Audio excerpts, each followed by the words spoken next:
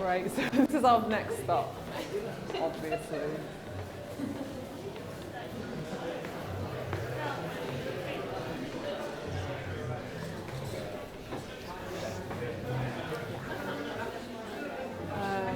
Yeah. Cool.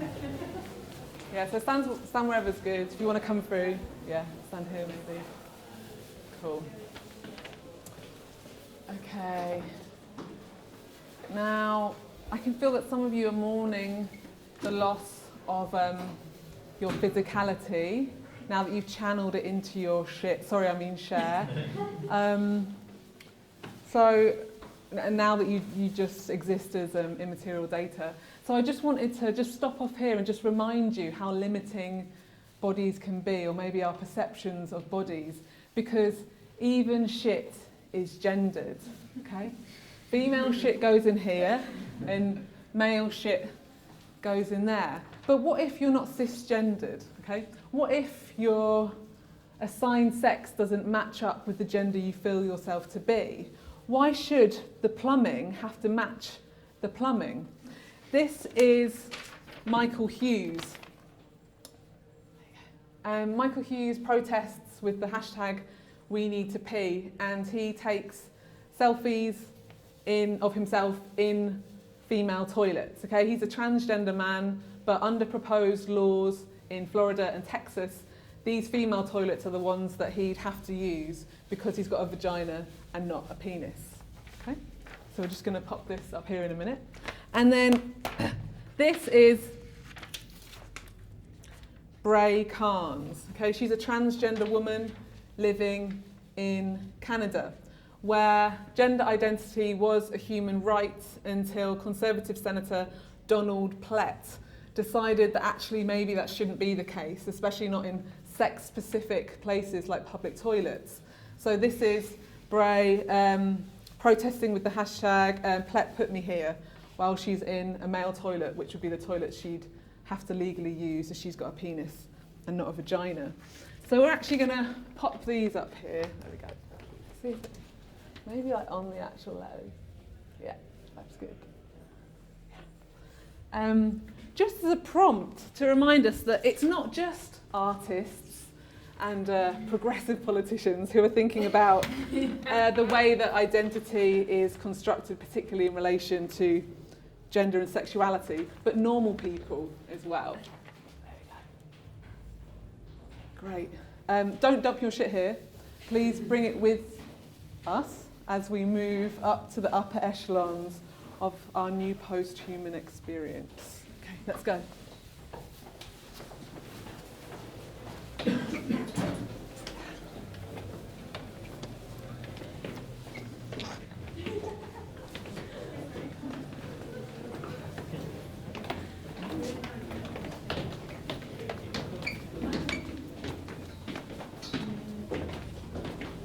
And if you just go into the room that's on your right there, not the super loud one, yeah, that one, thanks Grace.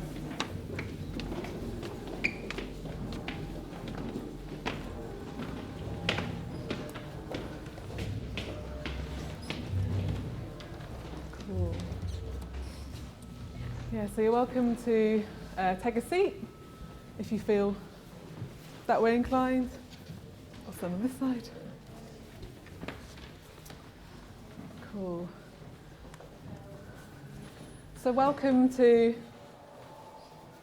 this post-human paradise. And this is where we meet Cynthia and Celind. They're just like you. They exist purely as data within this multiple system called cis. Every now and again they pop up in an embodied form, okay, where they live amongst these disembodied voices or these psychiatric mood charts. Cynthia and Celind have their own personalities, their own interests and emotions, but when they do pop up in an embodied form, they share a body and they share a headspace. Instead of being pathologized as the result of a multiple personality disorder, instead they live here as as a kind of representation, I guess, of a healthy multiplicity. Okay? Moving from the human to the post-human, from flesh to data, from the corporeal to the virtual world, allows neurodivergent bodies and personalities to self-articulate and to form their own communities far away from the pathologizing tendencies of hegemonic medical discourses. Okay? And it's within this enlightened environment that I start to feel a bit bad. I start to feel bad about the shares because I feel like I pathologized them before because I said they looked like shit. And as we know, shits are normally flushed away. Even if they hang around, they're flushed away and they're ostracized. Okay? So I was wondering if maybe in this new post-human paradise we might be able to ask our shares, not our shits, our shares to identify afresh. Okay? Can everyone please hold up their shares? That's great, yeah. And when I'm saying share, by the way, you might hear share like the singer, or share like a financial share, or anything. I want us to welcome this diversity, okay? And I want you to allow the distinct personality of your share to shine through. So just hold it up, and I want you to really connect with who your share is, okay? What was the original intent of this share? Let's see, can anyone remember? Can anyone remember their original? Can everyone remember? Yeah? Fantastic. What I'd like you to do then, I'd like to see if we can, well, if you can try to form new communities where your shares might be able to self-articulate, self-represent and self-identify, okay, by sharing your shares with each other. So I'm just going to give you 1 or 2 minutes to do that, just to build your own communities by sharing your shares.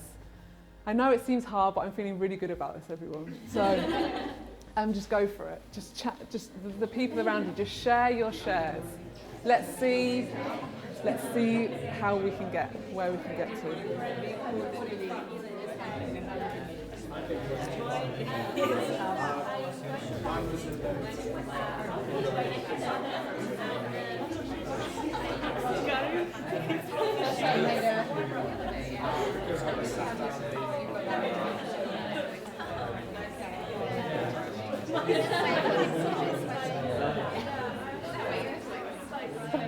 What have you shared? Mine was exciting. That was quite chase hungry. Excited being hungry. And what was your? Do you want to share together? Share. Bring your two twos together. A bit like I did. But then we crapped down for a while.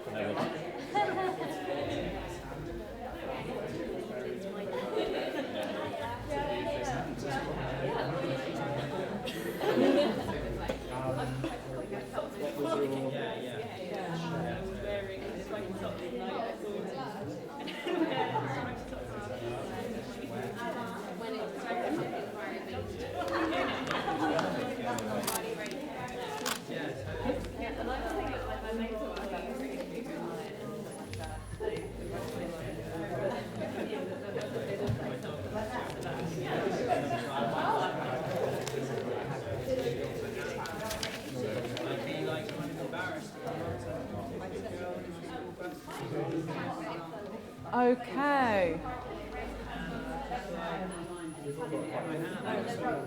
Okay. Still going a little bit. Still sharing.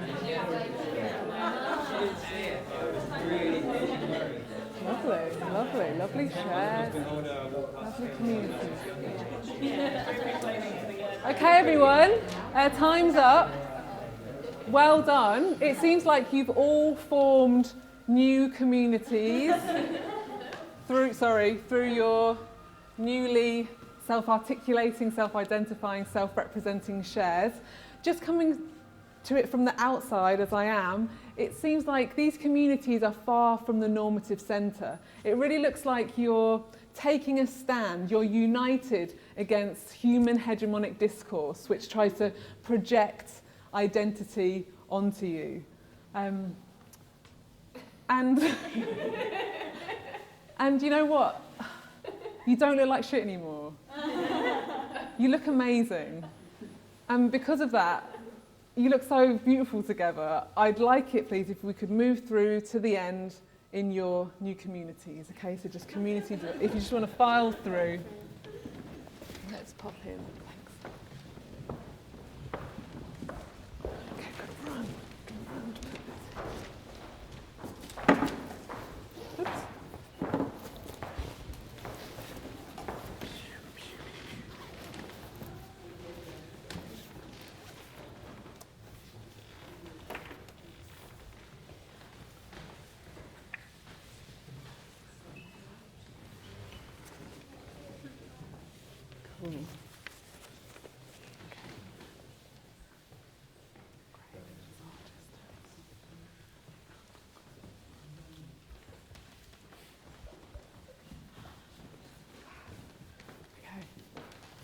Cool. Hi everybody, it's me again, LGBTIQ Rights Dave. Oh, I'm so pleased you've all managed to get to the end, to my vision of the near future. Have a look around. You can see we've got these nice strong colours, this one not so much, and then we've got some colours that are just fading into the background, the other four just fading in. And there's lots and lots of room in the middle for you all to join me. Why don't you come a little bit closer? Fantastic. Now, you already know this, but I'm so passionate about how identity is constructed, particularly in relation to gender and sexuality, that I legalised gay marriage in 2014. And now they raise our children and they look after our old people and they make sure they keep the country running. They're better off as well, both morally and through their eligibility to claim marriage tax allowance. They can claim up to £212 a year. And when I think about that and I look at you all in your beautiful communities, in these kind of like joined unions, it just makes me think, who wants to self-articulate, self-identify and self-represent forever when we can do it for you? Who wants to be doing your own thing when you can be welcomed back into the mainstream? Let's normalise these unions. Is everyone in their union? Can we just make sure? Okay? Okay. Let's get back in. Okay. Because what we're seeking to do, I want us to normalise these unions. I want to normalise you so that you don't have to articulate for yourselves anymore. You don't have to identify. You don't have to represent. And I've got a great way for you to do that, because in my vision of the near future,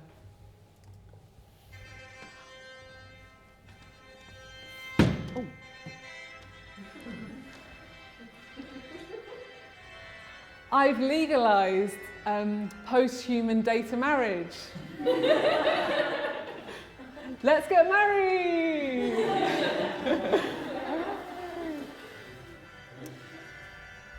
Okay, clearly that's the end, like in every way. But thanks so much, everyone. And if you don't like this vision of a near future, I'd suggest you go to the room that's kind of like next door, where there's a really great film by Wu Sang called A Day in the Life of Bliss, and that chronicles an alternative near future, but one that seems quite scary because it's about surveillance culture, but maybe not as scary as this one.